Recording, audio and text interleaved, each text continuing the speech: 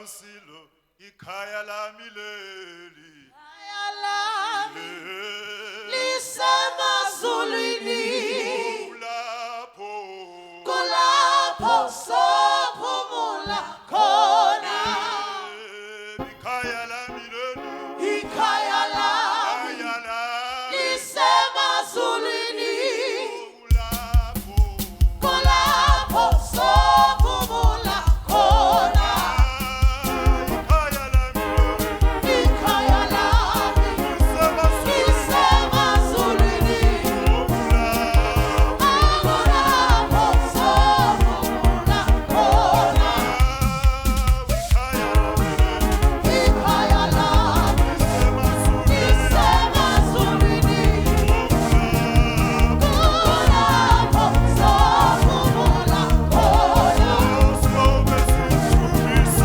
sithubisa siphila yedwa onyama Yesu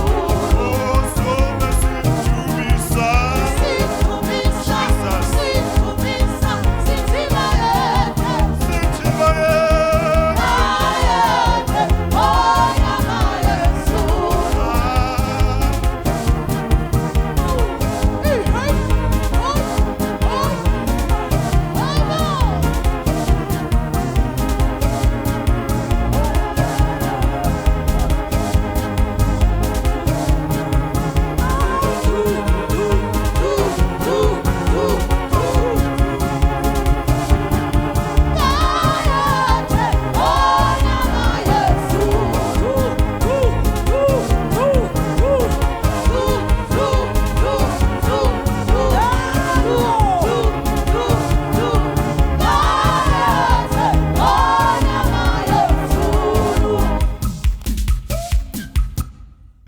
Mqondisi wohlelo baba umfundisi ukhuzwayo siyakubingelela egameni lika Jesu. Baba moderator webandla uDokotela IM Shezi omengameli bebandla bonke abakhona.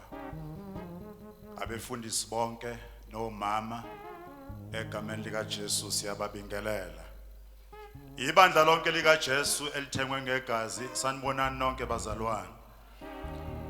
Angigcine ngomndeni okuyiwona esingawo umndeni emibili umndeni wakaMakhaya oShombela nomndeni wakaZondi onondaba egameni lenkosi egameni lefunda zonke zebandla lakithi akisho igama elilodwa ngithi mndeni wakaMakhaya mndeni wakaZondi babumengameli wesifunda babumantshinga Sakethe lase Alex Nxeseni uNkulunkulu uphile uNkulunkulu waphinde wathatha Ngicela ukubuyela emndenini engazi ukuthi noma inhlungu ingakhona kodwa kunzima kakhulu kulama families awu2 indodakazi le yakaZondi indodakazi le yase Midlands ngivumele mengame mphathi wohlelo ngicheme kancane indodakazi yasebhekizwe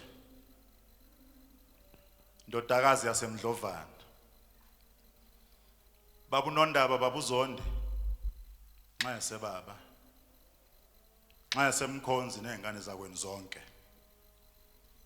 mama madlala mama hadebe duze kwakhe Nxeseni bomabami ngiyacabanga ukuthi singagida kube mnandi kanje sizinkonzo kodwa kunina kuxoxwe enye indaba lapho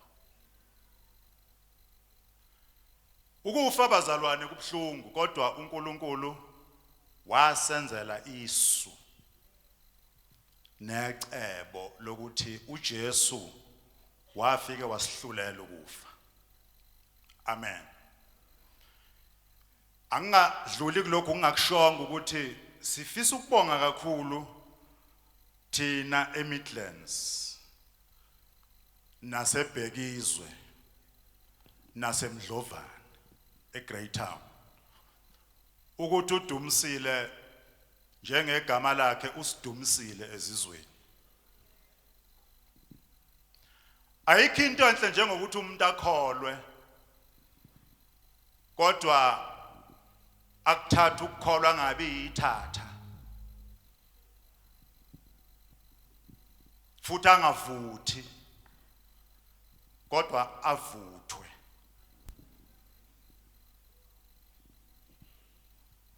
uDumisile wenze njalo.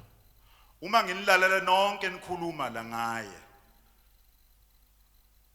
uyakhombisa ukuthi walithola ivangeli. Number 2, ukhombisa ukuthi belingahlezi emlonyeni kodwa ubeliphila. Impilo yevangeli injalo kumuntu olithole kahle ivangeli. Sibonga ukuthi akasithelanga ngehlazo. Usiphathele kahle ivangeli ngomzimba wakhe ebusheni. Waliphatha kahle ivangeli ebukhosikazini. Waliphatha kahle ivangeli ewumama umshumayeli mengameli. Waliphatha kahle ivangeli ewumama umvangeli. Wadlula wangena esigabeni sokuthi aphuma athathe uthumo. Waliphatha kahle ivangeli ewumama umfundisi. Ubamba isibani ube uFlorence Nightingale wakomoya.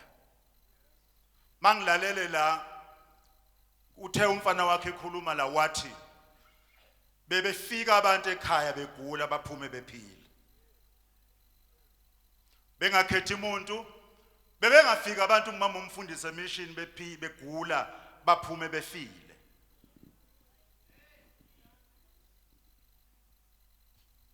Ubebhandisha imphefumulo lo, umhlambululi lo, umeluleki lo. Asikwazi ukungasho ukuthi well done Dumisile. Khona amazwi abhala umpostoli Paul encwadini kaTimothy wesibili chapter 4 moqala verse number 6. Ngiwathatha njenge epitaph yakhe. Ukuba yayibhalwa ngazi ngalezo khathi ngabe yayibhalwa kwabhalwe etsheni. Uma ethi ngilwile ukulwa okuhle.